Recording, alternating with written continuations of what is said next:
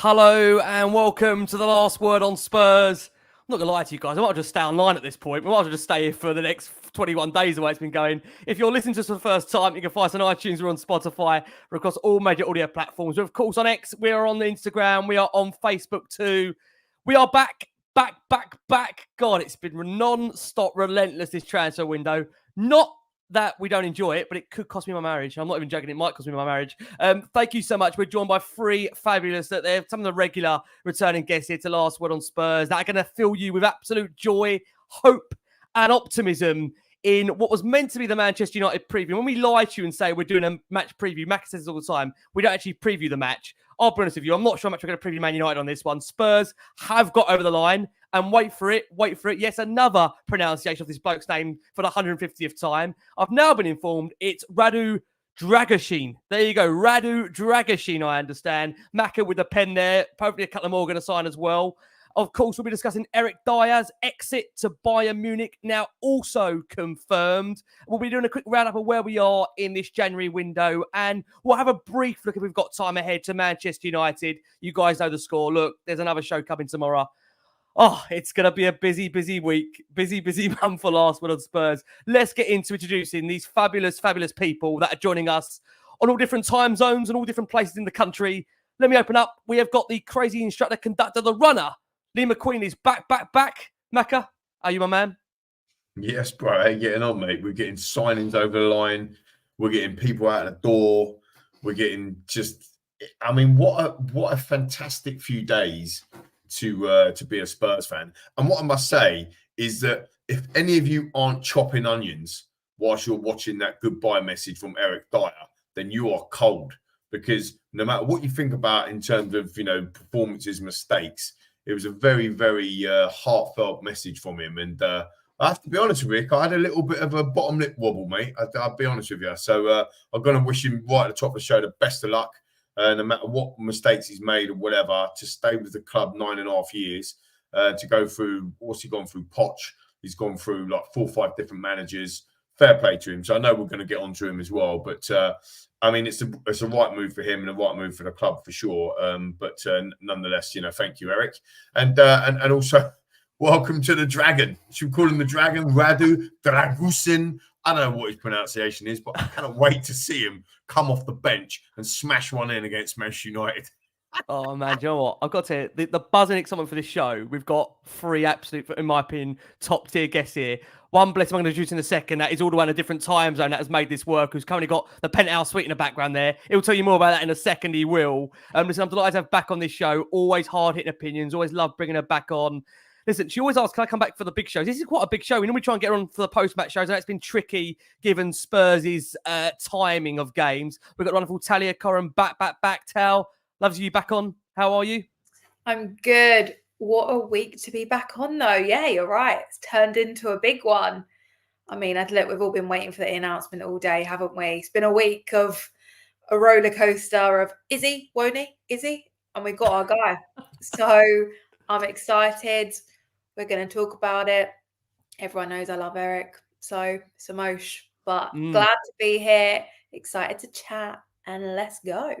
Honestly, really excited. Now, before I bring in the next guest, if you don't know who this man is, this is just a sample of what this man does at the Tottenham Hotspur Stadium. It is the one and only James Black. Just a reminder for you if you need to be reminded.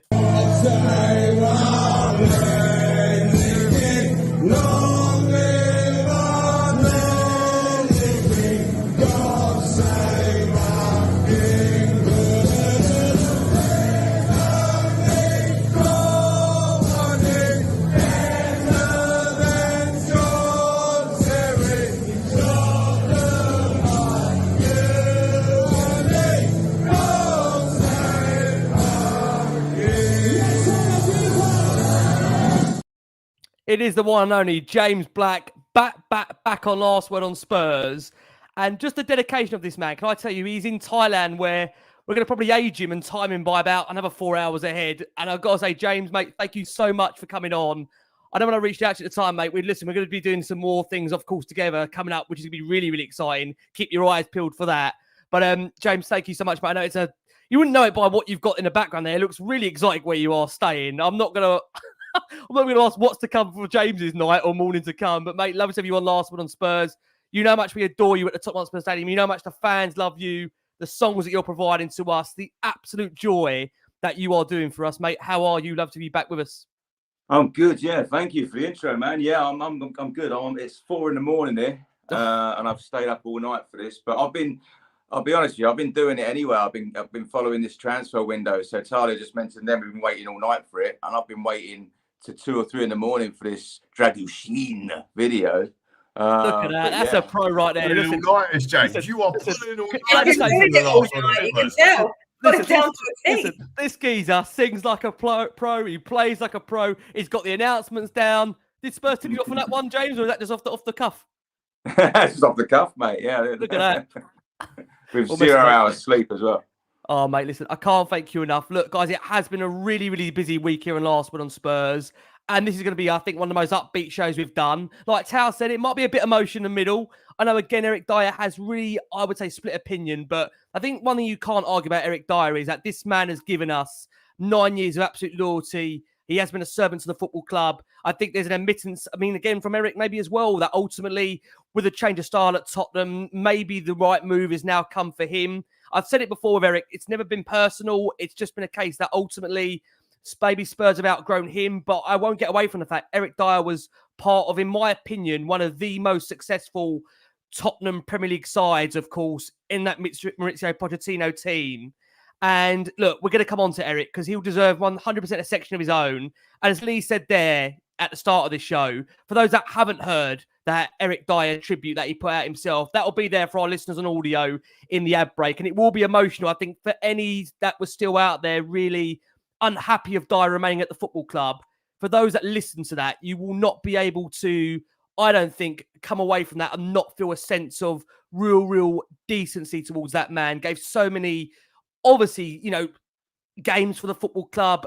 But look, we'll come on to what is the breaking news of this Last Word on Spurs. It's been a transfer, as James touched upon, Tal touched upon, and Lee said as well, that has been teetering, that has been scaling from one way to another all week. But Spurs do have their second signing of this January transfer window after Radu Dragusin completes a move from Italian side Genoa.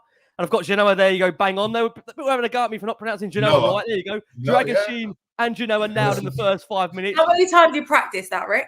About 15 hours. He joins in a deal worth 21.5 million and a further 4 million in add-ons, with Djed Spence moving in the opposite direction on loan until the end of the season.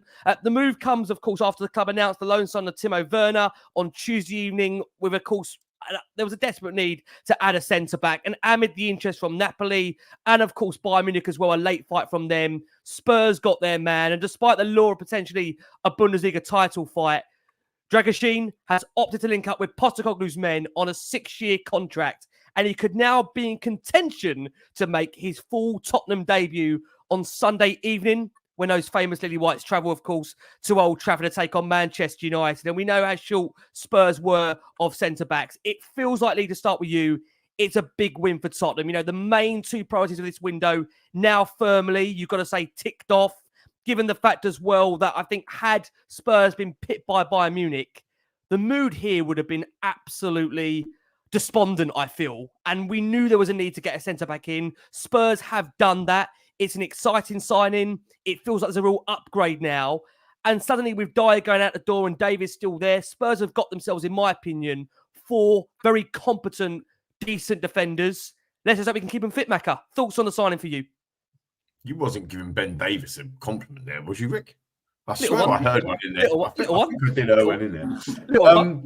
Yeah, absolutely. And I'm still going through with Dragusin because the great Jar Wobble said that on a show the other day, and it was absolutely brilliant. Like, if you ain't tuned into that show, go back. I know there's been about 700 shows since that. But you have to archive now, that one. We're going back. I know. But it was absolutely brilliant. Dragusin. Look, I mean, I think it's Becky Linney that does the graphics. If it isn't, I apologise. But big shout out because the graphics on the official Spurs. Here we go. I'm on the other side of the world. I told you, James.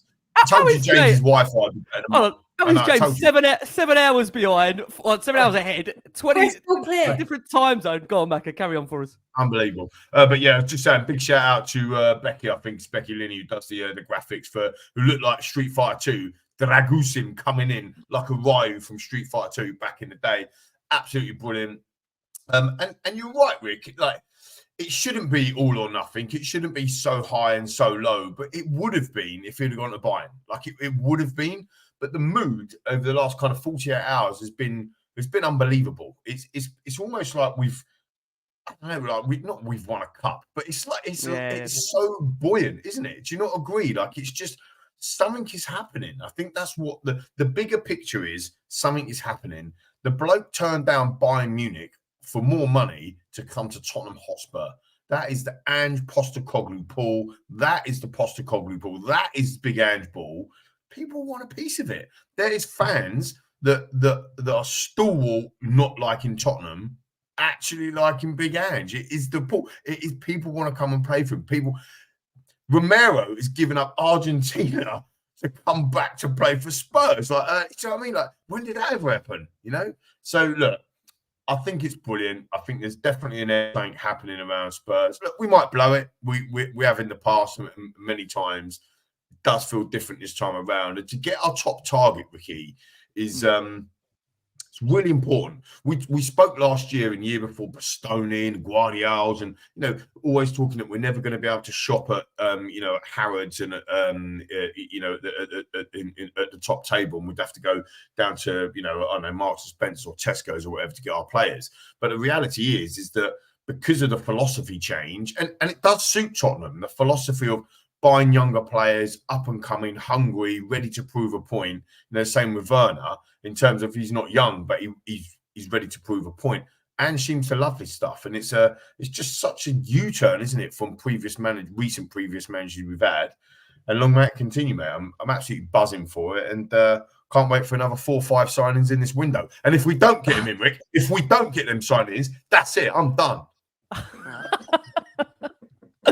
You know what? I mean, it's bad to think Spurs could have 2 January signings make their debut on Sunday. That would be as many January signings making their Spurs debut in January as in the previous 12 years.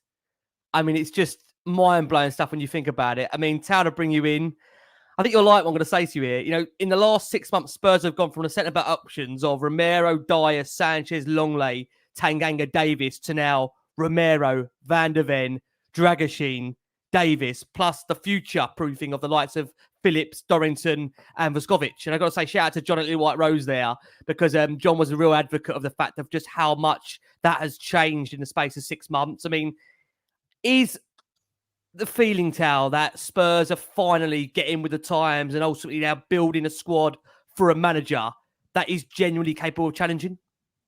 Definitely. I mean, look, we've seen that previous managers haven't been backed in this way. And I think it really does show that they clearly see a vision that they haven't seen potentially since Poch in Ange, which is amazing. And, they've got their targets over the line and it's amazing. And what you've just read out, that upgrade's nuts. We're talking 6 months.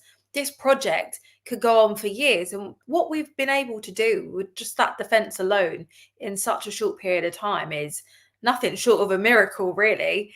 We were conceding goals left, right and centre. And, we're also forgetting with Vicario as well, the keeper, that's changed everything as well. And that whole kind of defensive line, including him, is, nuts. But look, our good old friend, Mr. Dragon, is super exciting. He's young, driven, physically looks strong. And I think most importantly, it looks like he's got his priorities in the right place based on, not going for Bayern and taking the money over it. He said, this is the right step for my career. I'm sure we'll discuss his silly agent and his comments, but for the most part, absolutely. To have his priorities right. And look, if Ange wanted him, we back him, and we've got him. We've got him in within the first 10 days, as we have with our other top targets. So dare we say it, but things are changing at Tottenham. And I think we're definitely building something special for the second half of the season and beyond. And who wouldn't want to be a part of that? So exciting times. Looking forward to seeing him. And if he does make his debut this weekend, then bring it on. Absolutely. I mean, James, mate, it's well, I know you won't say it's maybe not a shame for you that we're playing away because you're having a lovely break there, and we wouldn't want to bring you back off the break to take you back to the Spurs Stadium, of course, because you're absolutely loving Thailand. Whoever goes next on your trips, I don't know. The man is living the life there, as you can see in the background there. I know for our listeners and audio, this means absolutely nothing, but I keep looking at James thinking he's in some kind of penthouse suite. I have to keep reminding myself the bloke is in a penthouse suite. He is. He generally is. He's gone for the strongest Wi-Fi possible. James, to bring you I'm in. out here with Paratici. We're looking at some players. So. Oh, okay. Still cooking, right? Still cooking. Tell me you're still cooking, man, yeah? Still cooking. Of course he's still cooking. And listen, I think, again, when you consider the fact that, from my understanding, Charlie Eccleshare reported this, James, that Drăgușin has been on Spurs' radar ever since Paratici was appointed in 2021. And in the summer of 2021, Spurs and RB Leipzig were amongst the clubs that looked at him, but he went and signed a new contract with Juventus at the time and went on loan instead. From our understanding, there's already a genuine regret at Juventus allowing the player to go for such a little price of 4.3 million. And I know we've, again, come on to this point already, but the Paul Andrews had here, James, to bring him in. I mean, that's the one key consistent factor, isn't it? You know, every player that's come to the football club really since his arrival has been the fact that Andrews picked up the phone and just spoken to the player. And basically, on the back of a phone call, these players just can't turn Spurs down. They have to come. Yeah. It's the Ange Paul, right? It's unbelievable. Yeah, I saw something on Madison. I don't know if you saw that recently, where he's talked about like his talks and what he said to him before he signed. And didn't Werner take about 80 seconds or something before he signed as well? And I saw someone comment that how long would it take for Ange to ring you up and say you wanted Australia to win the Ashes, that you'd be convinced? Like his phone mannerism is unbelievable, isn't it? But it's just the way that they play. It's so exciting. Everyone wants a part of it. And I've managed to go from probably one of the weakest centre-backs options to, I think, there's something to say we've got the best top three there. But if you've got Romero, Van der Ven and Drăgușin as the main backup, absolutely nailing, isn't he? He's absolutely nailing that. It's so exotic compared to it's the travelling, Talia. I mean, I was just doing it for me. I was having a bit of my pina colada. With that, I think there's an argument for the best centre backs. Obviously, Man City's got strong, but that's unbelievable. That's world class. That is now we've gone to for this centre backs. And yeah, I do think it's the Ange Paul that's doing this. It's not just a great guy to play for, but as a footballer, watching them play and be so it's like a brotherhood, isn't it? They're all sticking together. Something we've missed for such a long time, and they're really enjoying their football. For me, that's just, as a player, you'd want to go and do that, wouldn't you? You want to go and play for him. And the proof's in the pudding. If he's turning down Bayern Munich that offered more money, I think that Lee's saying they offered more money. I've read that as well. And to come to Tottenham, that's massive. That's massive change. Yeah, it is remarkable. I mean, again, when you consider the fact the options on the table, and just I think, as you said there, James, it has a bit of a worrying week. I think there was a genuine feeling that when we heard, I'm trying to remember what day it was now, because my mind's just been absolutely, I don't know, mind driven by this trap, mind blown by this, as his agent said. I think when it came down to that point where we had that evening going away feeling he's going to pick either Spurs or Bayern, with no disrespect, I think anyone in their right mind, if you go and look back at Spurs' recent history of what this club does to you, and you go and see what you could do at Bayern, you didn't think it was going to be much of a decision, right, James? It's just been remarkable. No. Isn't it lovely to come out on top, isn't it, on terms of a transfer for once? We've had so many horrible ones happen to us with Willian in the past and certain players coming in and falling through. Isn't it lovely to be on the right side of a transfer? Yeah, brilliant. And I think the only bad bit that's come out of it is I think we need to gag his agent or change his agent. Quickly. We're going to come on to it. That was an agent doing agent things, wasn't it? But I heard more from him than I heard from Drăgușin throughout that whole process. Do you know what I mean? Yeah. You're right. Did he say something about Real Madrid? Did he or something? But then, I'm going to 3 or 4 years we'll be bigger than them. The way absolutely. We're going, so, what we're worried about. Yeah. We'll be doing quadruples anyway. What we're worried about. Listen, what I am going to do quickly is I will just quickly bring in the club statement from the obviously from the football club in relation to signing the player. Then we are going to discuss the agent because I feel again that agent conversation could go out of control. But we'll just quickly discuss or bring to you the statement from the football club. The club stated that we're delighted to announce the signing of Radu Dragusin from Serie A Genoa, subject to international clearance and a work permit. The Romanian international has signed a contract with the club which will run until 2030. He will wear the number 6 shirt. He was born, obviously, in the Romanian capital of Bucharest. The central defender spent his early years with local sides Sportul Students and Regal Sport Bucuresti before he made the move to Italy in 2018 to join Juve.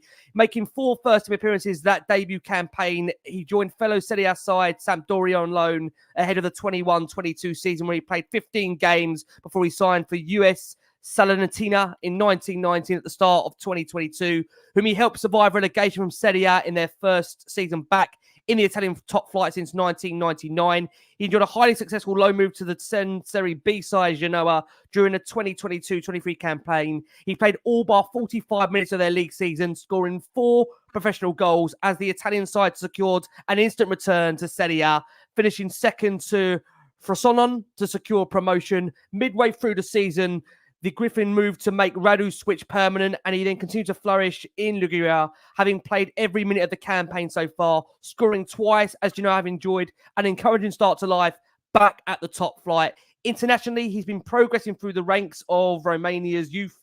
The 21-year-old received already a full call-up for the senior side in March 2022 and made his debut that same month in a friendly with Gus Poyet's Greece, playing alongside Vlad Chiriches at the heart of the defence. He has earned 13 caps to date. And look, again, we've made that point about the player. This is a guy that no doubt is in the absolute start of what appears to be a really exciting time of his career, as his agent most certainly will tell you, or ram it down your throat since the 1st of January, I will just say. Just on the agent, before we get into all of that we need to discuss, his agent did say that from his perspective, in terms of making the decision, he said it was a hard one to make.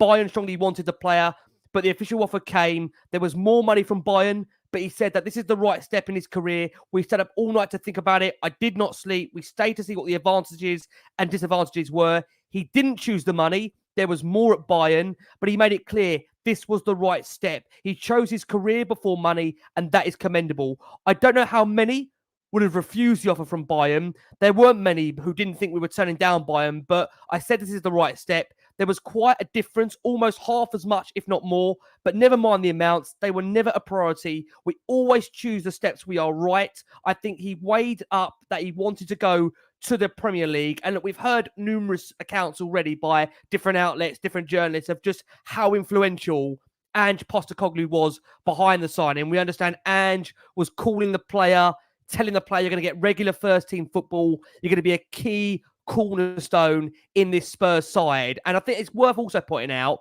that had he joined Bayern Munich, he would have maybe been in a potential similar position where he could have even been 3rd or 4th choice, where given Spurs' discipline and injury record at the moment, I mean, he might find himself starting every week. And I've always said the great thing about it, Lee, before we bring in the agent talk, is we've all craved the word competition, haven't we? The problem is at Tottenham, for far, far too long, a lot of those players have not been challenged. A lot of those players haven't felt the pressure of having a player behind them looking to take their place. And now you've got to say there's actual genuine competition out centre-half. And isn't it amazing to actually say that, Macca?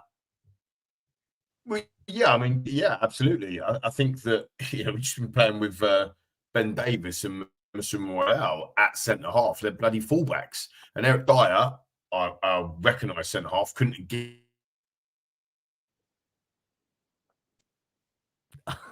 We've got you, Macca. We've got you. We've got you. Have we? It just goes crazy.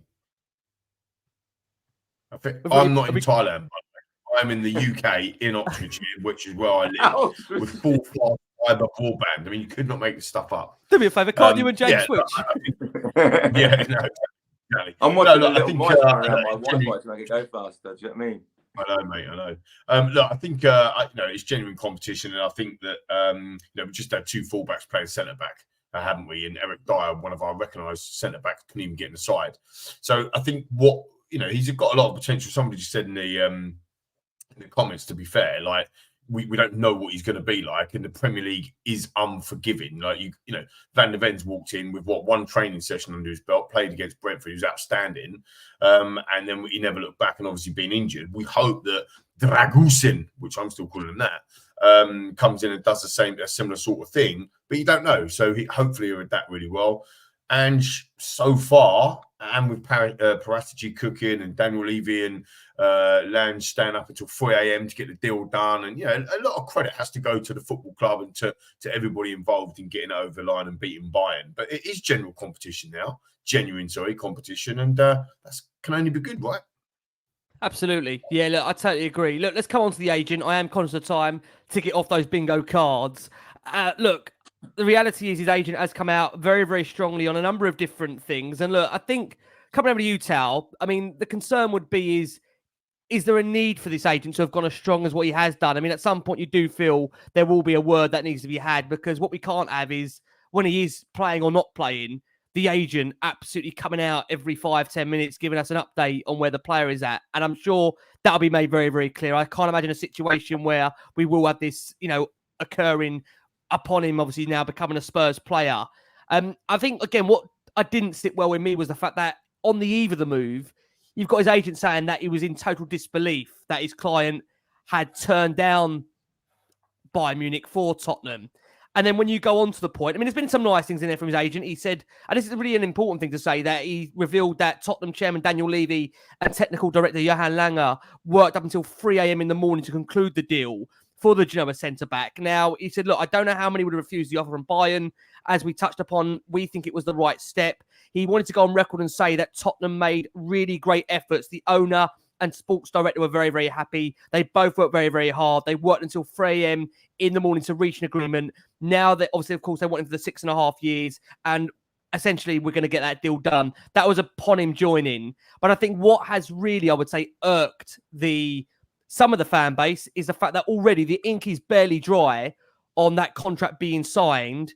And we're now in a situation where the agent is already talking up a potential move to Real Madrid or Barcelona. He said, we're only at the beginning of the road. We want him to reach the best teams in the world. We were close. Bayern are among the biggest clubs, but his dream is Real or Barcelona. If he was 23 or 24 and had more experience, maybe he would have decided to go to Bayern, but we took many things into account, his age, the competition. And when asked where he could end up one day, he replied, I see him in 3 or 4 years at Real Madrid. What do you make of this agent? I just think openly saying your client who's just made a really exciting career move and is calling it like a stepping stone club is just so disrespectful and unprofessional. Like, especially at that time, why would you do that? It just shows to me like a lack of respect, and the agent's just got interested in, making himself a brand like some of the other ones do. So look, as we know, any good agent just operates in the background, and he clearly wants the limelight. Look, I think everyone's entitled to have career aspirations, and obviously, the Real Madrids and the Barças, etc., are top tier. I've made it clubs for the majority of players, but Radu just got here. Leave him alone. Like, let him be excited about it. It kind of feels like he's taking that away from him, and I just really, really don't like that. He feels like the Mike Dean of agents. He just wants everything to be about him, and I'm just not here for that. As well, like the kid's 21. He is an actual child, right? Like, he obviously relies on his agent a lot, and I just don't think it's very nice. But also, do you know what? I think it's clear that he's obsessed with Bayern. He's obsessed with them. Like, all he's talking about is buying. And he obviously wants to keep them sweet with everything they've said in case there's a potential future move there. But I just think it's really bizarre from him. And I feel sorry for him because he should have just shut up. But look, genuinely, though, jokes aside, if he is playing good enough to be scouted by Madrid or Bayern in 3-4 years, then one, would have been incredible for us. So love that. Two, Levy will probably charge 100+ mil. So win-win either way. But he's put a lot of pressure on him, though, isn't he? Don't you think, Tal? Just by coming out, that agent coming out and saying that, he's put a little bit more pressure on the player, isn't he? He's almost like saying to the player as well, like, you better be good because I want to get you a transfer to Real Madrid. He's got no track record. Like, people fail in the Premier League. Some people don't, whatever. But there's no guarantee that he's going to be there. You can have an aspiration, but to talk about it whilst he's just signed for a new club that we have to say is a massive step up, right? Like, they've just got promoted in Serie A. Spot on. We are hopefully going for Champions Leagues, etc. Like, it's a big step up for him to Yep. then talk about the next step straight away. I just think is wrong. Like, let him settle. These quotes came out in a couple of years' time, settled, wherever he's at. Yeah. Fair enough, but to do it just feels like it's taken away from the whole moment, and I don't like that for him, for us, for anyone. It's just attention seeking. Don't like it. Bad vibes. Listen, Tal, I think many are in agreement with what you're saying here. Absolutely, yeah. Exactly. I'll let you guys say that. James, to bring you in, I do think it's to some degree, it is tainting the player. I mean, I'm not saying that there's going to be a problem there. I feel bad because, I don't know, 1,500 shows ago, I was talking about loyalty and the fact that if Drăgușin wanted to go to Bayern, then Spurs should move on. Look, I'm absolutely delighted that, given his character that you said, James, the fact that he's accepted Spurs on less money, he's coming to a football club that, with no disrespect to Bayern, I think are in two just different categories of where the clubs are placed at. Bayern, with all due respect, they get to finals, they win trophies, and Spurs, we're hoping to be involved in that process under Ange. Of course we are. We're trying to build something here. What's your takeaway, James, on the agent? I presume you won't be putting him in a song when you're doing Drăgușin's number. No, he's got absolutely no chance of that. I mean, he's like, he reminds me of like the embarrassing pushy dad. He turns up at a party to start doing it, talking to everybody. Do you know what I mean? He's got that. I'd imagine that Drăgușin is embarrassed by it, what he's doing. I think it's Lee saying about the pressure, or is it what Talia said about the pressure that they're putting on it? Talia was saying. That's so true. That's now he's got that pressure on top of it. He's definitely embarrassed by what he said. And for me, like how out of order is that? As soon as you sign the contract, the ink isn't even dry, and he's talking about the next move on. So. Yeah, maybe Ange can call him up and give him a piece of his mind using his phone call etiquette and get him shut up, basically. It's just a quiet word behind the stadium doors. If not, James, we'll send you in, mate, in that vest. we'll get you to have a word with him. Do you know what I mean? When you're back. I make sure you take. I can't have the aircon on because it sounds like a plane's taking off, and if a plane takes off, the Spurs fans are going to follow it on Twitter. So I can't be doing that. Right, trackers out. And it's either this or wearing nothing, and I don't want to put the viewers through that either. Mate, you joker. It's 40 degrees here. But that's what I think. It's like an embarrassing, pushy parent, isn't it? It's a weird one, isn't it? I mean, Lee, to come over to you, what's your vibe on this agent? Do you think it won't be long before Spurs, and I mean this without any physical violence, shut the bloke up? I love him, mate. I think it's refreshing to see agents say this sort of stuff. Really, though? I'm just waiting for my Wi-Fi to cut out as soon as I start talking, which was amazing that it didn't. No, the guy's a dick. End of story. He's not going to ruin my Tottenham Hotspur vibe over the last 24, 48 hours. Just some mouthy agent. At the end of the day, he's got his payout, happy days, and then move on. Look, but by all accounts, by the time Dragusin, who I'm still calling that, is ready to move on, if he ever is, maybe he changes agent by then, and he's a base player anyway. Yeah, listen, I agree. I mean, I think what I don't want to do is I don't want to spend too much time on it, because at the moment, look, it's a bit of a non-eventful moment out of what's hopefully going to be a really positive transfer for Tottenham, and I don't think the agent deserves much conversation on it, really. I mean, the fact of the matter is, like Tal said there, if the player does well, it is a win-win for Tottenham. But what I do want to, acknowledge the fact is that one of those comments that I don't want to get away from the fact, Lee, which I'll stick with you in a second, is the fact that, Spurs have got a new, background management team there. The likes of course, Scott Munn, Johan Langer involved, Daniel Levy obviously still there. Fabio Paratici, as we know, as James said, still cooking.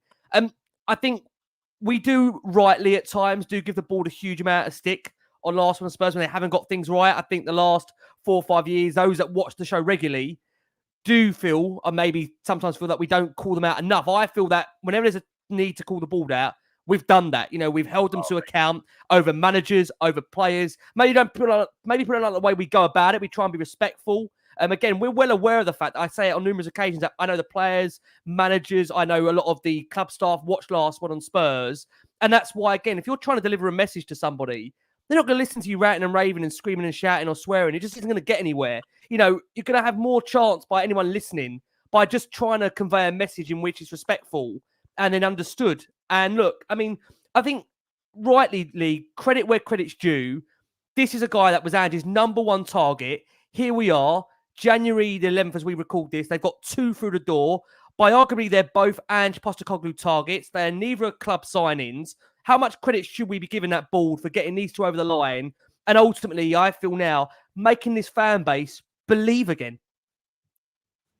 Just so you know, every time, it doesn't matter who it is or where I am, but every time somebody says Ange's full name, Ange Postecoglou, in my head, I sing the Ange Postecoglou song, like every time. So somebody, you just said, like, oh, what do you think of Ange Postecoglou? And in my head, I'm going, Ange Postecoglou, like every time.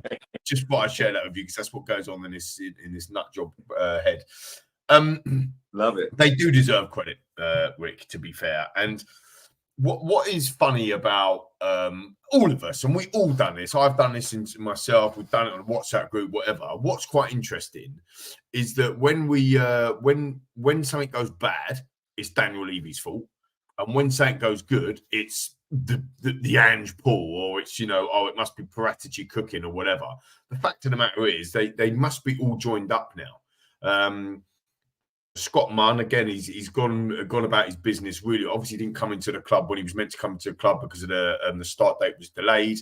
But he's obviously been going about his business, restructuring the recruitment side of the football club, and has a huge pull. We know that Paratici is still consulting. We know that Justin Lange has come in now and started doing the work. And we know that it seems like they're all joined up, Rick, to be fair. So if it was, we don't know because the agent was mouthing, but the agent did give us some good stuff where he said that, director of football, we're thinking that is Justin Lange and the owner, who he said, so we're thinking Levy, was up until 3:00 in the morning doing the business, right? So, and getting that deal over the line. And so credit where credit's due.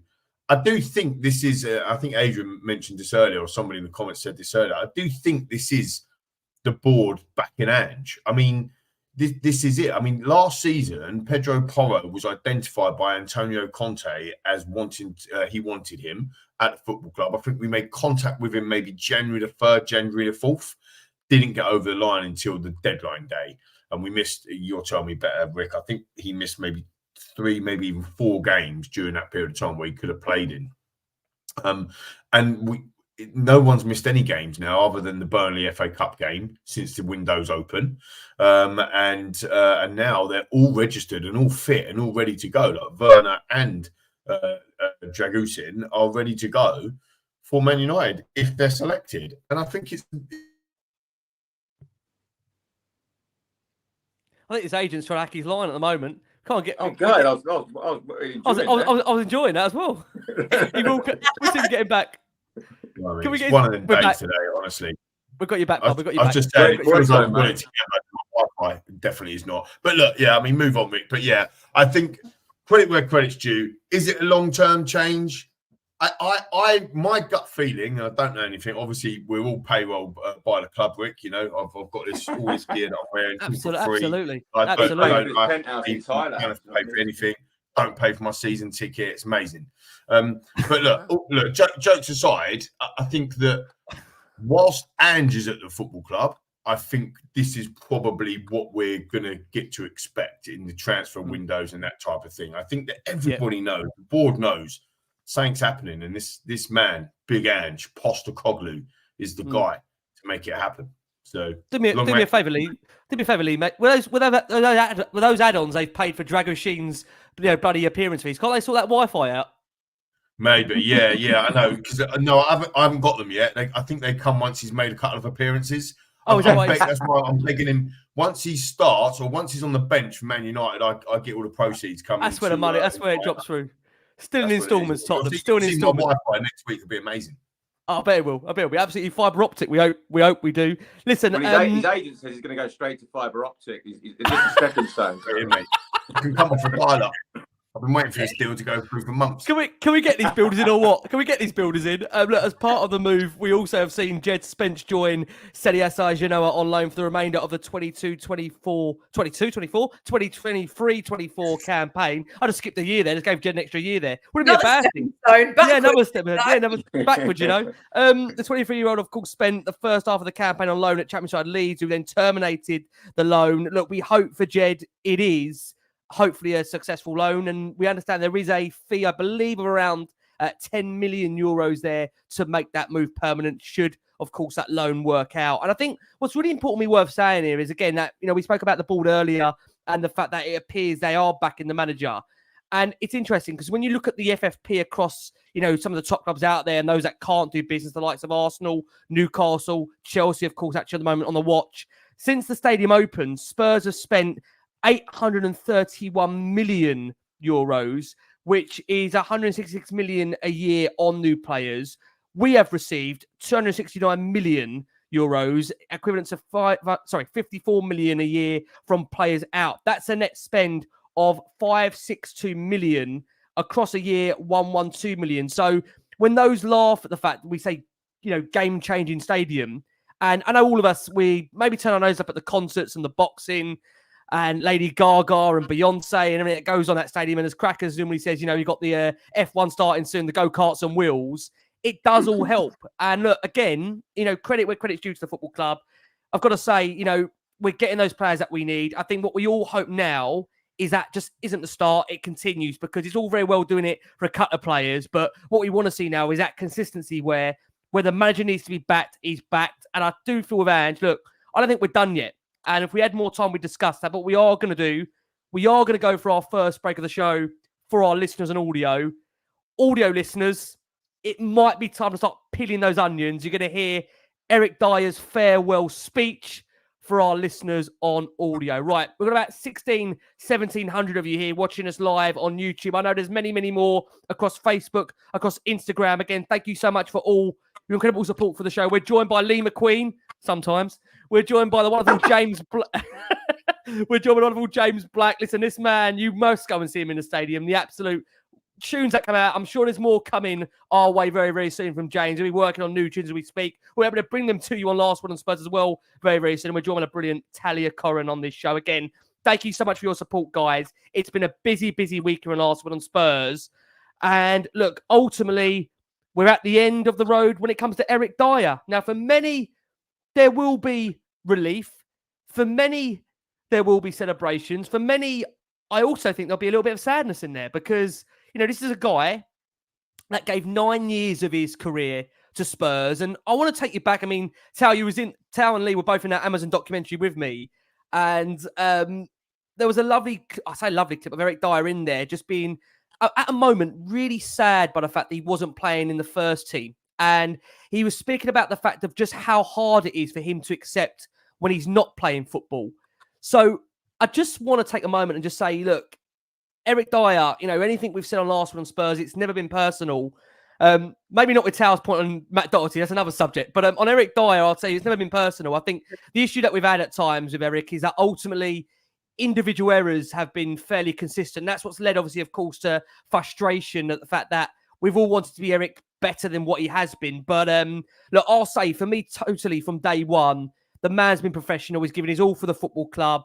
I think it's really sad that, some fans can't give the guy a little bit of a break, even though he's leaving the football club. I know some are delighted by the fact he's moved on, but I just really sincerely hope that he has a really good time at Bayern Munich. It's not often, and I mean this with no disrespect, that given how far down the pecking order at Spurs, that you earn yourself a move that you could arguably say for him is an upward step. And I mean that with all due respect to my beloved Tottenham. He's going to Bayern Munich. It's an opportunity to go and win trophies, an opportunity to go and play with Harry Kane. I know there's that joke out there that Harry's biggest contribution has come after he's left the bloody football club by taking Dier with him. But at the same time, look, again, I think you have to acknowledge the fact that, for Dier, he gave us 9 years. He gave his absolute best. There's the argument that his best wasn't good enough, but I don't think there's any harm in giving the guy, the absolute best and wishing him well. I mean, Tal, to start with you, he has, of course, signed for Bayern Munich. He'll wear the number 15 shirt. He said, this move is a dream come true for me because as a child, you want to play for a club like Bayern one day. Bayern is one of the biggest clubs in the world, has an incredible history. I want to help the team with my versatility. I'm really looking forward to my new teammates and fans to play at the Allianz Arena, which in my eyes is one of the best stadiums in the world. Thomas Tuchel said, I think he's more of a specialist in central defence. He's played a holding role in midfield in the past. He can play as a back four, a back three, so he can free up Lauren Goretzka in midfield, so he doesn't have to switch between playing as a number 8 and being deeper. Thoughts on it for you, Tal? How do you feel that Eric Dier, and it feels really weird saying this, is no longer a Tottenham player? I know. For all of my opinions, I've always loved Eric. I love him. Like, I just think he's just the nicest guy. I think, look, for me, it's the right decision at the right time. I know some people think it's very much overdue, but for me, right decision, right time. But we truly do have to respect him. And if it's not as a footballer, as so many people don't want to, it's really as a person. I just think that he's been a great servant for us. He's been there for, almost 10 years of his life. And anyone that's been in their role for 10 years should be, rewarded in some way. So this is no different. I just think he's always fought for the badge and stood up for Tottenham as well. I think he's a great person. He's so intelligent. He's grounded. He's a nice guy.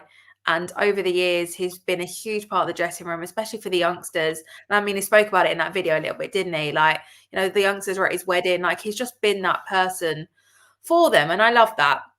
He was also such a big part of, obviously, the Poch side and achieving regular Champions League football. Spot on. And I think his heart's always been in the right place. And I love that. So it's just like, he's also been through a lot, from his lovely debut goal against West Ham to running up the stands to Battle of the Bridge to, running and having a poo mid-game. Everything and anything in between. That is obviously a highlight because top tier. Yeah. But look, as you said, in recent years, he's never found a permanent place in the side. He's been through so much change. And when he has been involved, he has cost us. And he doesn't work in this system, so it's the right time. But at the end of the day, he's only 29. He's got a baby on the way. And I really just hope that it's a new era for him and he goes and smashes it. He deserves it. So good luck and adios, my friend. Lovely words, Cal. People find that controversial, but why would you not? I think people are so adamant on like, no. Why? Just, give him a farewell, move on. Yeah. Yeah, listen, lovely words there, Sal. I've got to say, I do really echo a lot what you've said there. James, bringing you in, I know we actually spoke earlier this morning. You said you had the pleasure of meeting him outside, the stadium at the time. And I think the one thing that many say whenever they have a chance to speak with Eric is that he's just generally a lovely guy. He cares about his football. And I know that Roy Keane, that term, is a good lad, he's a good lad. But no, enjoy. He's a genuinely good lad. He does care. And I think there's no doubt about it that the criticism would most certainly hurt him. I think he's a player that does go home after defeats and does wear those defeats. You have players that ultimately can go out on a nightclub visit and can forget about it. I think Dier is one of those players that when he makes a mistake, I think it does eat away at him. And maybe that's also been a bit of an issue where because of confidence, we had seen periods under Conte where he'd done fairly well to begin with. And then, of course, under certain circumstances, under different managers, it just hasn't happened. I mean, James, for you, your thoughts on the move for Dier? How do you feel now on the fact that he is no longer a Spurs player? Well, yeah, I think like a lot of us, like Lee said at the start of the show, it was definitely emotional straight away. It's been there 9 or 10 years. I did have the pleasure of meeting him recently this season after that defeat at Chelsea, and we talked to him saying, "Look, that was great today, mate." And he just said that aura that he had was like he still let us down, or he's thankful for the support, and he's sorry he couldn't get the result. And what a lovely man. Do you know what I mean? I know that we're not running a social club here, but I still think, as Talia touched on, like he was part of a very successful, one of the most successful Premier League Tottenham sides under Poch. So there's that as well. I just think what happened towards the end is I don't think he's got the tools needed to play in the Ange side, basically. And I think the league is a little bit slower maybe in Germany. And I hope he does do really well. But yeah, I was very struck by what an amazing guy he was and how much he did love us supporters. And he was thankful for all the support. And that was just after we'd lost 4-1 to Chelsea, which could have been very different if that goal was allowed, and probably could have been one of his best moments. But yeah, lovely guy. Really sorry to see him move on, but I do believe it's time. And yeah, it's I don't think he'd fit into the Ange side the way that we play. No, I feel what's hurting me is I think if I'm being brutally honest, I think he maybe should have moved on a couple of years ago. And I think what's happened is that unfortunately with a lot of what Tottenham do with players, they keep them for far, far too long. And in the end, go the same. Yeah. And this is the problem with Tottenham. And what ends up in the end is the player ends up then becoming really devalued and almost a bit of a piss take, if I'll be honest with you. And that is and almost ridiculed. And that's a big problem. And obviously fans now are saying, it's a sentimental thing. Well, listen, it's also about respect. The guy's given 9 years to the football club. I think we can all sit here and acknowledge the fact that Dier is no longer good enough to play at Tottenham. And I'm not sure why, again, some just fail and can't understand the fact that guy's given 9 years to the football club. Why can't we wish him all of his best? Why can't we give the guy at least the right to, not being disrespectful. We're not going to be sitting here talking about Eric Dier anymore, are we, really? I mean, I don't mean that rudely, unless we play in Bayern. We're not going to be sitting here talking about Eric Dier. So it's only right, in what is going to be probably, again, a farewell moment. We wish him all the best. And again, I just think, this is the shame that Spurs do keep their players far, far too long when they should have gone. And ultimately, again, it's another player that leaves without really any real decency of respect that he should have had. And it's nothing to do with the fact of his ability. Because, again, I see a lot of comments coming through saying he's not good enough. Well, we know Eric's not good enough. I mean, that's why he's leaving the football club. It's not about that. It's about being able to be respectful and being appreciative of a player that has given 9 years to the football club. And Tal said it earlier, Lee, to bring you in.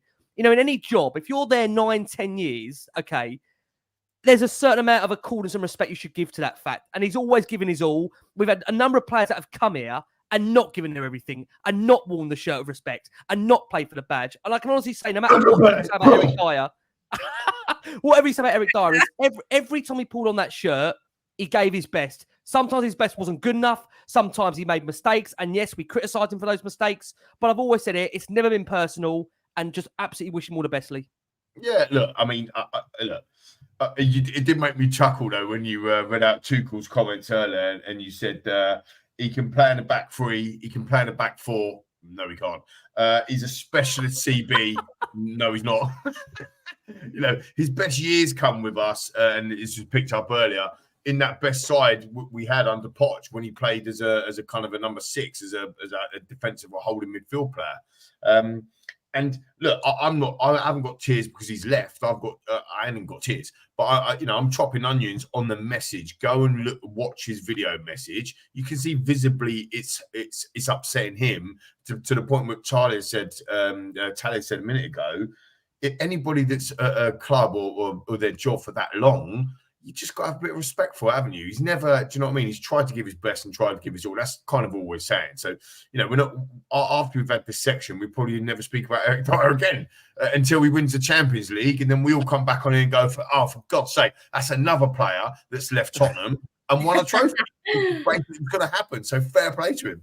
Yeah, absolute fair play. Look, again, Luke on our screen there says, looking forward to Tanguy farewell last one on Spurs show. I can tell you, Luke, there'll be tears for him, I tell you. I can tell you, Jason McGovern is currently typing up the running order for that one, so we'll get Jason to send that over. I think Jason might be hosting that himself on that show, I tell you. What I am going to do is just read that brief statement from the football club on Eric Dier. Look, nice statement that came obviously out from the football club that again really just paid tribute to his time. Obviously, of course, the fact that he spent last 9.5 years in North London. Of course, signing from Spurs in 2014. He made 365 appearances for Spurs, scoring the 13 goals. He was a stalwart of the Mauricio Pochettino era, most regularly in midfield. And look, he departs from the Bundesliga, having been an important figure both on and off the pitch. 365 appearances, of course. And he's only one of 8 players to play for Spurs over 50 times for us in Europe. He signed, of course, as I said, 2014. Famously scoring on his debut, that last-minute winner against West Ham. Initially as a fullback, he moved into midfield alongside the likes of Moussa Dembele, Victor Wanyama, played a key role, as Lee mentioned, in Spurs qualifying for the Champions League. Obviously, of course, as well, helping Spurs compete for the Premier League. And then, of course, Spurs reached the final of the Champions League. This is one of the 3 cup finals he appeared in for Spurs. He moved back into central defence, and performances at the end of the 21-22 season and start of the 2022-23 season earned him that England squad recall for the 2022 World Cup in Qatar. He was capped 49 times, all as a Spurs player. He featured in 3 major tournaments, Euro 2016, the World Cup to 22 and 2018. His highlight, of course, scoring the winning penalty shootout in Colombia in that round of 16. He captained Spurs on a number of occasions. He wore the armband with pride. We do wish Eric and his family all the very, very best for the future. Good, he looks good in that kit. He's so good looking. I still fancy him. He just does. He looks like a proper baller footballer, centre back. He does. Like he just. There's just something about him. You know what I mean? Look, at the end of the day, if I can be so bold, let me summarise the Eric Dier scenario. Unbelievable for Tottenham, unbelievable for Bayern, and unbelievable for Eric Dier. Everyone's happy. Yeah. Bring on the Dragusin on Sunday. Yes, and he's also got the best song ever, isn't he? I think I love Eric Dier. Eric Dier loves me. Great song. Greatest song. I mean, can I just confirm? Are we all agreeing his best moment in a Spurs shirt is when he decided to take a shit mid-point in the game? Is that the best? When he went in the stands. He won man of the match. That's what made it better. Yeah, he did. He scored that final pen, didn't he? And then he won man of the match. It was my favourite moment was the West Ham goal, 93rd minute. I tweeted that earlier to wish him the best. It was a brilliant debut because he came on. He played right back that day. You remember? He played right back. I think he'd only been there. Well, he said it on his video. I think it was like 2 weeks. Got thrown in, and then 93rd minute, he finds himself in the penalty area, rounds a keeper, sticks in the back of the net. Well, John, again, when he for the North London derby when he scored and he shushed the bench. Good moment. Ramsey, when he header. Do you know what? Had Spurs won that game or got a draw there, that would have been an iconic moment. But the shame is that we didn't win the game on the day. No, I know. And again, there's moments like that you think, it's horrendous. I mean, many are also suggesting the fact, obviously, of course, the moment when he jumped into the crowd, minding his brother. I mean, we didn't know what was happening at that point, did we? I mean, those in the stadium never had a clue. We didn't have a clue until I think the day after. That I think many will have, and again, I'll say this in the most respectful way. Dean's got something in his eye, by the way. Dean Looney's got something in his eye. Just watch the clip. I tell you, man, watch the clip. You get something in your eye. Chopping onions. Many I will say, many that do respect Eric Dier will have one of their most favourite Eric Dier moments. And look, again, we will wish him all the very, very best. And look, good luck to Bayern. Good luck to him. I think as Lee says there, look, not often in football you get a win-win-win move. Win for Dier, win for Tottenham, win for Bayern Munich. Listen, what we're going to do, we are going to leave it there. We are going to go for our final break of the show for our listeners on audio. Take you into that break. You are going to hear from a preview from Adam over at one of the most famous Man United podcasts out there, that we're going to quickly do a preview of Man United, which I can't remember. And that's the way of me saying I can't remember it by saying it's one of the most famous Man United podcasts. So that's how last word on Man United? Yeah, last word on Man United. Probably my last word on Man United. Take our bloody tagline. Copywriting us, the bastards. What can I say? Right. Man United to come, of course, for Tottenham on Sunday. Look, a win for Tottenham would see us close the gap on league leaders Liverpool to just 3 points. Man United have been hugely inconsistent at being inconsistent, if I can even put it that way. Inconsistent at being inconsistent. I think that's what United are. They obviously come on the back of a very comfortable win in the FA Cup. However, saying that, they were only a few days ago being beaten by Nottingham Forest. Spurs largely now are back on their feet ahead of the game. We've heard some really good news this week. Of course, Christian Romero back in training.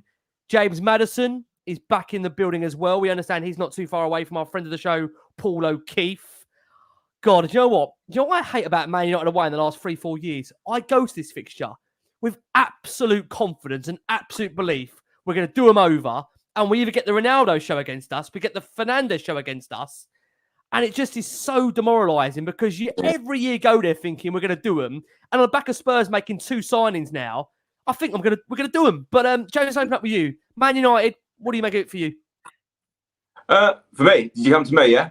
You'll come to you first, mate. Yeah. I think I'm the same as you. Like, I've been confident going into it. And then, the Ronaldo show, I remember that. The one that I really like from this back is Mickey van der Ven. That fills me with a lot more confidence going into this fixture. The fact that we've got Mickey at the back there. I think we're going to win, like I normally do going up there. But I think it's going to be a lot tighter than the last few years with that. I think I would say 2-1 Tottenham. I think we've got, if Maddison can play a part, that's amazing. But we've got Bentancur back now. We've got Mickey back. Vicario fills me with absolute confidence the whole game, with something that I'm just getting used to now as a Spurs fan with a goalkeeper. The only thing that I saw at Burnley was without Son having like that. Obviously, we've got Werner now, but without Son having that sort of slightly more toothless attack, I felt a little bit concerned about that up front with Werner's new guy coming in now. Obviously, that's the bit that worries me. Maddison, hopefully, would he be part of the squad, do you think? Do you think it's too early for him? I think we'll know more from Ange tomorrow. I mean, Lee's getting a bit of a nod there. Lee thinks he might be involved. So I was on mute. I think so. I don't know. I've got nothing to substantiate. I'm not in the know, although I am tier 1, obviously. I think there's a Bentancur surprise coming. I do. You know that a couple of weeks ago, Bentancur just popped back in the team, and we were like, "What?" Yep. It's got a feeling that's going to be the case. And actually, if I can just jump in a little bit, I'm just going to read out potentially what the team could be. And let's just go with the optimism that Madison's involved. You've got Vicario, Porro, Udogi, Van der Ven, and Romero. Right, that 5 was unbelievable for the first 10 games of the City. Like literally, virtually unpenetrable. It was superb. I love it. Then you've got Bentancur back, who, by the way, hasn't even played with that back than people in the 5 that I've just named. He ain't been inside when all them 5 have. So then you've got Bentancur, Kulusevski dropping in there now, maybe with a Maddison, and then you've got Werner, Richarlison, and Johnson. I mean, like, am I delusional here or what? I mean, we're missing Basuma, we're missing Sarr, we're missing Son, and I'm going with that team that I've just read out there. I'm thinking that's an absolute bashing of United. I mean, you look at their form, right? We've won 4 out of the last 5. We've won 4 out of the last 5. We obviously lost against Brighton, bit of a blip. They've actually only won 1 in their last 5 Premier League games, and they went 2-0 down. The one they won, they went 2-0 down to Aston Villa. Fair play to them, and they come back. But they've had a drab draw against Liverpool. They got battered at home by Bournemouth. They lost against Nottingham Forest. I mean, you're saying that they had a comfortable win the other day, but yeah, I mean, who did they play the other day in the FA Cup? Wigan, the League One team. I mean, not being funny, it's like that comment you just put up. Everyone used to say, "Oh, it's only Spurs, lads." Like Roy Keane used to put up. It's only United, lads, girls. It's only United. We should be going there full of confidence, play handball, and like I said on the previous show, and I'll say it again: when we go to the Etihad, we feel like it's going to be something that we're going to give it a go. Even we went 2-0 up at the Etihad last season, we ended up losing 4-2. But even that, we were backs to the wall, this and that, and we still tried to get something. With Old Trafford, it's in our head, isn't it, Rick? That's what you were saying. It's like it's in our heads. Go there, play our football. We got better players on the pitch, in my opinion, than what they have, and I think we win the football match. On that, do you know who they're missing as well? Because they're missing a few with AFCON, aren't they? They are missing quite a few. My understanding, I think here, James, from what I can see, they've got Martial is anticipated to be out. Casemiro, Lisandro Martinez is set to wait until after the winter break. Anthony, yeah. I mean, I know Onana will be in goal. Onana will be in goal for him, but in terms of their doubts, they've got Mount, Shaw, Maguire, Martial. Definitive injuries, they've got Martinez, Casemiro, Lindelof, Malacia. So they've got quite a few there that are out. But you know what? It's always, I'll be honest, James, the player that always worries me is Fernandes. Fernandes is always a player that worries me because on his day, he's a world beater. He is, but I mean, they're playing people in midfield. Like, I mean, I'm sure it's going to come back to haunt me, and you can at me if you want, but they're playing people in midfield like Magoo and like Hannibal. It's not being funny. Like, if we signed Magoo or if we signed Hannibal, this fan base would be getting absolutely mental. And with names like that, you would be. Magoo and Hannibal as a midfield. What's going on? It's the Brady bunch, isn't it? I think they're youngsters, but the point I'm making is a good one, right? This is a team that used to have Roy Keane, Paul Scholes, David Beckham, and now they're playing like Hannibal, Magoo, and bloody and Anthony. You know, it's mind blowing. I saw a statistic earlier on Sky. It's Manu. I've just realised someone said it's Manu. I'm thinking, who's that Magoo fella? Oh, it's Manu, yeah. Sorry, Magoo, yeah. He has to be King Hollow Knight. It's Manu, right? Yeah, another jar wobble moment. Yeah, I mean, look, Bruno Fernandes is always trouble. I think, every single season he's either first or second in terms of chances created, no matter what side Man United he's in. But, I saw a statistic earlier on their signings, the amount of money they've spent. And I think it was their, I don't know if I can see if I can get up, there's the top 5 signings. I think this is really important just to chat on the Man United side of things, right? They had, I can't bloody find it, can I? I don't know where it's gone, but here it is. Oh no, it's gone. So they had like spent like 93 million, I think, on Pogba. They spent 90 million on Lukaku. Insane. You've seen this. insane amount of money, and all of them, there was 5 that Sky put up, and all of them you just kind of go, none of them was really that good. Like their recruitment has been poor, and look, maybe it's going to be a new era because I think Ineos is going to be there now and all that sort of stuff. So maybe it's something different. And I'm sure I've cursed us completely. We're going to probably lose 6-0 now, but at the end of the day, we shouldn't be going up there with any fear, Rick. We should be going up there full of confidence with our superstar team back. You've got to remember, it was only 10 games ago when these lads were playing together that we were top of the league and 5 points clear.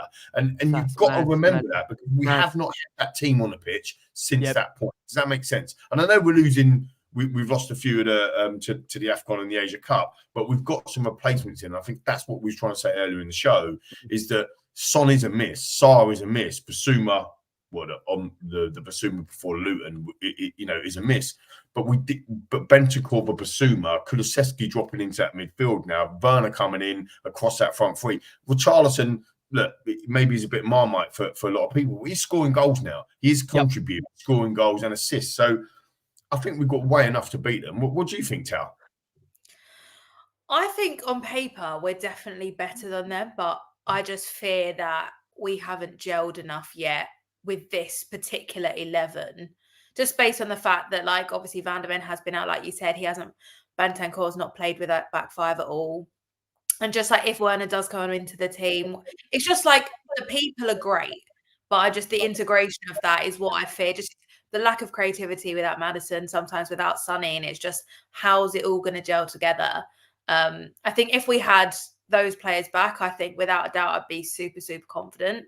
And it's not that I'm not confident. I think it's just off the back of Burnley when you think, oh God, those players were missing there. And I know we've got a few more back, but it's just, are those players, like, weirdly, I think I'm not nervous about the defence. I think they'll be fine. And I think we really will limit them. I just can't see us being full throttle attacking and just doing what we're meant to be doing. Like, I think it's going to be one of those games where we either have loads of chances or it's just a bit of a slog and they're just a bit no man passes. Like, what are you doing? Who's that going to? Tal, what was it like at Burnley, or anyone else? So I was on the flight on the way home, so I didn't see any of the game. I didn't go to games on the plane, which was really annoying. And I saw some of the highlights and stuff. I mean, I looked at statistics. Well, we had 8 shots on target, but it doesn't feel like it was that kind of game. It felt like it was quite toothless. It didn't feel like we had chance after chance, or goalkeeper had a worldie or anything like that. So there must have been soft chances, no? Yeah, there was a lot of who are you passing to? It was just aimless. It was just like one of those games where it wasn't like a Villa, and when there was loads of chances you should be scoring. It was just like, where is that going? Who is that going to? Where is the thought? Pass? It was just like, oh my God, just the last 10 years then. Yeah, it was, but it was like, that's what worries. Or we're screwed. Let's pass the ball and try and score, but we have no idea on how we're going to score. But let's try anyway. And it was just increasingly frustrating. It was just one of them. I mean, but I know you feel, Tal. I mean, I'll let you come back on this point. Do you not think, Tal, that had we maybe had such a great performance, we might not have accelerated the way we have in the window? Maybe that Burnley game is exactly what we needed, because now it's accelerated the fact we've got 2 in since that game. Well, I feel like it's not that deep, maybe. I mean, it might be. I think it was obvious anyway. Like, when you remove, we've seen it the whole time, like, whoever they are, removing key players hurts the team, especially a team that is super gelled and a dressing room that's together. Like, you remove anyone, especially loads of them at once, you're in trouble. So I think this is the first time that you're getting rid of Sonny.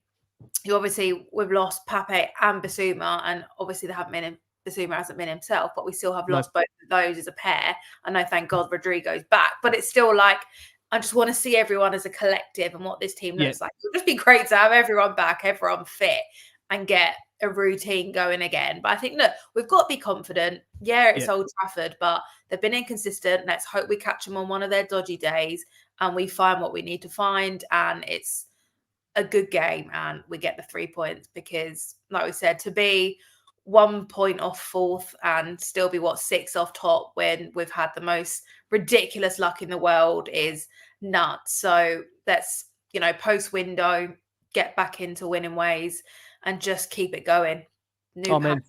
Keep totally going. Agree.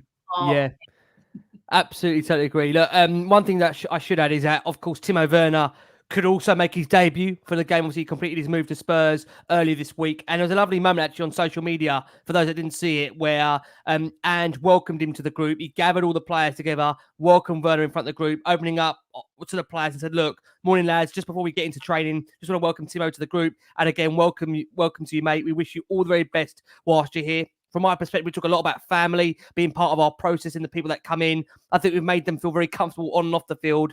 And I think that he can help us because he's here for his career, but he's also here to help us. So it's important that we try and make him feel comfortable. So welcome, mate. A lot of mates in there. Loves a mate, does Ange. Absolutely loves a mate. Look, it is a big game for Spurs. And I think just very quickly, I mean, we're going to go to predictions now. But before I do, my concern about Spurs, and there's certain grounds where I feel that we still play the name rather than the 11. And those, we say it a lot. I mean, we say it a lot, Macca, don't we? I mean, we say Anfield, Stamford Bridge, Emirates, Old Trafford. Whatever happens, regardless of the team Spurs have going up there, and regardless of the injuries that respective team have got, if it's at those stadiums that I mentioned, I just feel there's a genuine mentality block. And I hope that's going to change under Ange. I mean, look, we got a point up at the Emirates. I think we have chances to win it as well. But ultimately, that's one thing I really want to see change under Ange. I want to see that mentality change where we go to those stadiums, play without fear, and just play the 11. Because I've got no doubt about it. If Spurs get the first goal at United, their heads will drop. They're not in a good place. So it's so important. If Spurs get the first goal, the floodgates could open. They really, really could. They really, really could. Right, we're going to get predictions. Let's start with you, James, mate. James, we're going to go for Old Trafford. You're over there in Thailand, mate. We're going to hopefully find you somewhere to watch it. Although, Blake, if you walk in anywhere with your Spurs shirt on, or don't need a Spurs shirt, walk in with that vest. They'll welcome you in, mate. Oh, God, it's actually my birthday as well, that game. So that's one of the reasons I'm out here. So, they can't let you down on your birthday, mate. Or they can't can't let you down. So I reckon I'm going 3-1 Spurs. Yeah, I like that. I'm going 3-1 Tottenham. I think the thing on that, you're right. You're so right about we play the team rather than the 11. But I think you listen to what a few of the players are saying about they're ready to run through brick walls after an Ange talk, and I think that'll be the difference.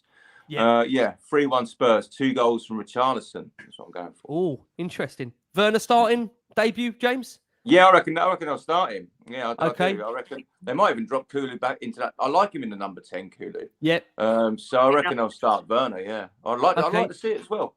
Drăgușin debut. I'll have to Well, work do on you that. know what? Just quickly on that, just that last little point. I think one other thing we haven't touched on yet, which I think will happen. I think you'll see an improvement on Romero's discipline with someone like that behind him, ready to take his place. I think he will focus more. I really hope so. But I think they'll start. I think Romero. I think someone said it earlier. I think he'll actually be captain, Romero, and I think Romero will play. So yeah, but 3-1 Tottenham. Amazing, mate. And we're going to see you back in that Spurs stadium for obviously the next home game to come, which. Am I right? Is it Man City now? I'm trying to think when the next one is. Friday bloody night. Add me very quickly. Add me for about that Friday night. I'm really annoyed by that. I don't want to start off another conversation now, but I'm so annoyed. Look, it's gonna be absolutely, rocking. Don't get me wrong, but I think that's really unfair. Just on again, fans that want to take young kids along. I know it's a Friday night. I know there's no school on a Saturday. But that timing really does, mess up a lot of people's plans of a weekend. I just think, look, if we go through, I know many won't care, and many won't care for the timing. But I do think, James, you'll be absolutely rocking it on that Friday night, mate. The atmosphere is going to be absolutely electric, right? Well, I don't know if because they moved. I've got my flight dates because they've moved it. I'll have to double check. I'm not sure I'll be back in time, but I feel sorry for like your Glasgow Spurs, your Yorkshire Spurs, and these places that coming from all these other places that come to watch their games and get their tickets allocated. And I talk to those guys on quite a regular basis. They're the sort of people I think they get put out. But Friday night, I still think it's going to be absolutely rocking in there. I'm nervous for that game, to be honest. Yeah, but I'm a little bit disappointed that it's Friday. I thought it'd be Sunday. I thought we'd nailed on for Sunday 4:00. Yeah. Honestly, I must say, I've got a message coming through here, James, that Daniel Levy, Scott Munn, Johan Langer, they're all listening right now. They're going to get you over on a private jet back from Thailand into that stadium to get you in there, mate, because they need to get you in there for the build-up. It's not the same without you in there, mate. A reminder, James, specific location. You're in quite a few different blocks now, but is there a specific block we can find you in generally nowadays? Yeah, well, the next definite one that I've already got the contract sent over from is I'm definitely doing the Brentford one on the 31st at the White Hart Bar. And any other time, just look at my social media, the Voice of Spurs, and I'll put on where I'm playing. But with the Man City game, I'm not too sure on all that yet. But Yeah, you can talk to my agent. Get him to talk to my agent on the. Just to confirm, it's not Dragushin's agent, is it? Same guy, yeah. Same. We'll expect him to mouth off straight after this then. Brilliant. James, thank you so much, bud. Listen, I've got to say, we're looking forward to doing some stuff with James coming up. Very, very exciting stuff to come. Keep your eyes peeled. We've got some exciting stuff with James to come. Tal, come over to you. Thank you so much for making it work. We had a later start time. I know everyone calls this late word on Spurs. Look, forgive me. It's been a busy week. Again, I will apologise. You guys know out there, I've got two very young, beautiful young boys that don't always like bedtime. So look, we try and make it work, but wouldn't change it for the world. Ask me again at 2 a.m. You might get a different question and a different answer. Tal, prediction? What are we going for? I'll be optimistic too, and I'm going to go 2-1. 2-1. Tal, thank you so much. Always a pleasure having you back on. You'll be back with us very, very soon. Macca, I'm seeing you more than I see the wife at the moment, which is why I probably am heading for an early divorce. I'll be seeing you Sunday. I'm seeing Macca more than I see anyone at the moment. Bless his heart. Would change it for the world. Although Macca's dropped 20 years since the beard. I saw a campaign bring the beard back. I have to drop you too, mate. I've been going for 20-year-olds now, not 30-year-olds. You know what I mean? After this beard's off. 20-year-old Rickies now, not 30-year-old Rickies. Okay, just to clarify, yeah. Just before we get some kind of issue coming through there. Macca, that's it. That was a gyro check coming through there. Macca, what are we going for the weekend?